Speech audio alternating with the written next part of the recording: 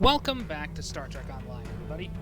I am your host, the Housecoat Gamer, and today we are taking a look at the Admiralty system. You may be wondering, Housecoat Gamer, what the hell is the Admiralty system? Well, this is the Admiralty system. It is a assignment chart, as you will, allowing you to use your ships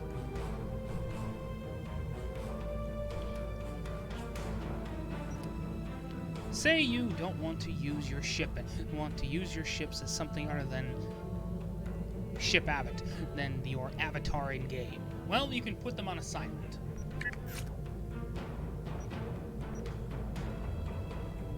These are your ships. Now, you've seen me use all of these, and you're probably going, I haven't seen you use that, or that. Well, there are reasons for that. Moving on now. Depending on how difficult your ship is to get your hands on, they are assigned a category. For example, a Jem'Hadar fighter, you can get that easily. A Jem'Hadar attack ship, you're rewarded that.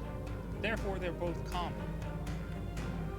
A Jem'Hadar dreadnought carrier, you could only get that through a lockbox or the lobby store, at least prior to them to the Victory is Life expansion. Same with the Jem'Hadar heavy escort carrier. And yes, I'm going to refer to them by their older designation because that's what they are, escort carriers. Just because they can fight doesn't mean anything.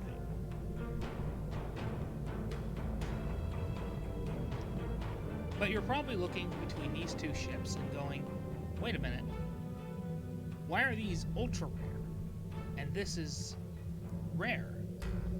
Well, it's very simple. This ship is difficult to get your hands on, but it's not particularly great in the Admiralty department. If you want a very rare heavy destroyer, you gotta get the fleet version. Same with the Temporal Vanguard warship.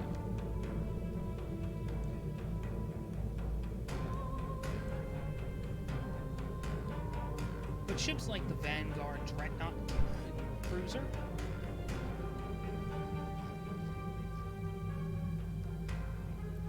I guess it's more of a console system than anything else.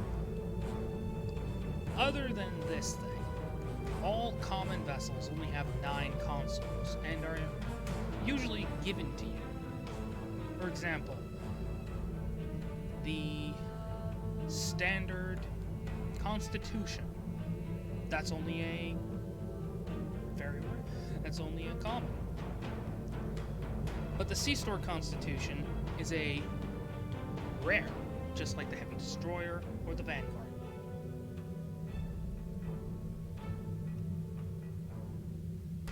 These had to be acquired through very strenuous and difficult means. This had to be unlocked through a lockbox. This had to be bought from the lobby store. This is given to you as a Admiralty ship. It's difficult to get your hands on, and you can only get it if you're a lifetime member, like myself. This you get for 3,000 Zen, but it's only got 10 consoles compared to its counterparts. In short, the harder it is to get, usually the rarer and more valuable it is. For example, these ships, you can only get by yearly events, and I've been playing this game for a very long time.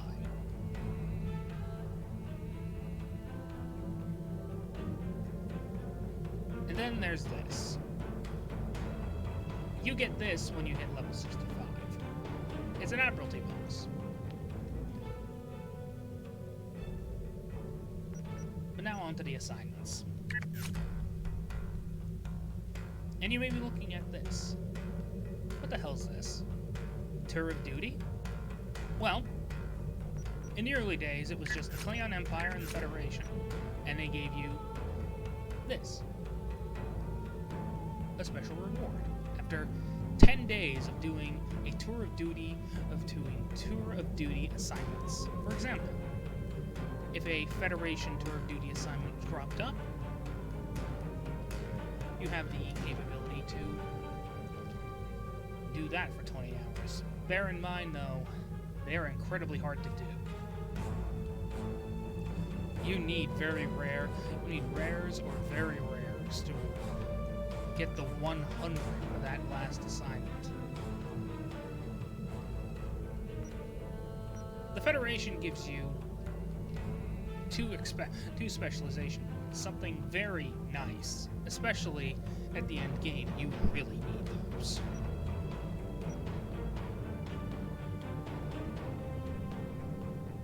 And you may be looking at these events. What's Lucky Vein mean? It rewards you 1,000 dilithium. Atmospheric exchange? 50,000 energy credits. Dilithium dust synthesis? 500 dilithium. Admiralty. Here's a tour of duty right here. The Klingons reward you 300,000 dilithium ore. A stable particle fountain will give you very rare crafting items. Radiogenic particles, trillium K, that stuff. Power fluctuations? That's something that makes life more difficult. For example, it gives you 10, which is not good for you. You need either something that negates it, or you need a lot of engineering.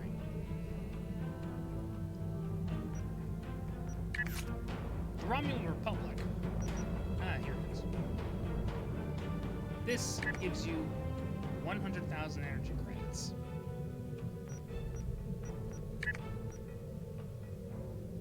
But the Republic Tour of Duty gives you 4 universal tech upgrades, which are about equivalent to 2 superior upgrades. A rogue dilithium asteroid gives you 500. You know, it's just easier to learn. But then we come to the Ferengi, the newest. Obviously, they were just somewhat repatched. It's just a dressed up version of the Klingon Admiralty. Well, with a minor difference. Sometimes Ferengi assignments can give you gold-pressed latinum. Bear in mind, gold-pressed latinum is useless. It can't be used to buy equipment, anything except the vanity stuff. Usually you only use it in Dabo. And, honestly, my main character does this so often that I have more GPL to know what to do with. I suppose I could spend it all on Undine Assault. That would certainly make my life easier. But yeah, there is a cooldown period, as shown here. 18 hours for Tier 6 ships, 12 for Tier 5. Shuttlecraft take 5 minutes. Tier 1 ships take 30 minutes. Tier 2, an hour or so. You have to have a lot of ships to do a lot of Admiralty assignments. And I've pretty much unlocked every ship in the game. Which helps me do the Admiralty thing very well. As well as the ship reviews.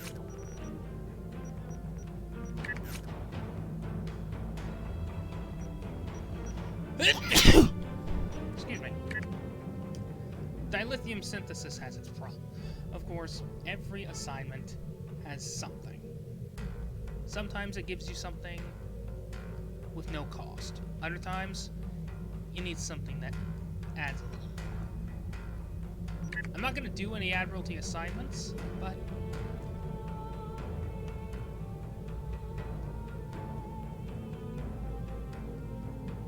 that should be enough to show what to do. Good luck in game. Housecoat Gaming signing off.